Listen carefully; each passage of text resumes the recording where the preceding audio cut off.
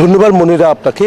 এর এর একটু আগে কিন্তু আমরা যে তথ্যগুলো আমরা পেয়েছি, তো এখানে নির্বাচন কর্মকর্তা যারা আছেন তারা যেমনটা জানিয়েছেন যে এই পর্যন্ত 100 জনের বেশি মনোনয়ন ফরম কিন্তু তারা সংগ্রহ করেছেন।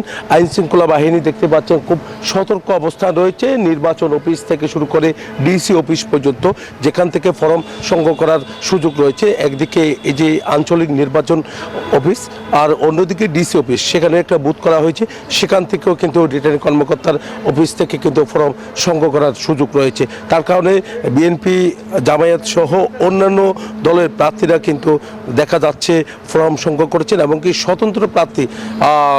স্বতন্ত্র প্রার্থীরাও কিন্তু ফরম নিয়েছেন। এমনকি বিএনপি থেকে যারা মনোনয়ন পায়নি তারাও কিন্তু ফরম নিয়েছে। এই পর্যন্ত আমরা যতটুকু জেনেছি এর মধ্যে যে যারা বিএনপি থেকে মনোনয়ন পায়নি এরকম 5 থেকে 7 জন ফরম সংগ্রহ করেছে বলে আমরা জানতে পেরেছি। সব মিলে বলা যায় যে মনোনয়ন ফরম সংগ্রহ করলেও এখনো পর্যন্ত কারো জমা দিতে দেখা যায়নি, যেহেতু 29 তারিখ পর্যন্ত শেষ সময় রয়েছে।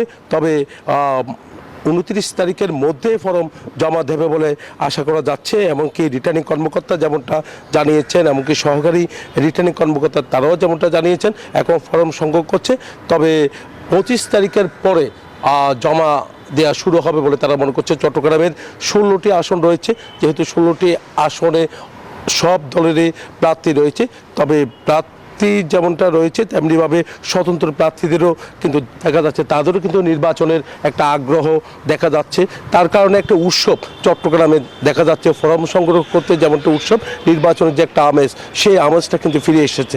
এই ছিল আমার এখানকার সর্বশেষ। ফিরে যাচ্ছে স্টুডিওতে মনিরার কাছে। ধন্যবাদ জয় আপনাকে।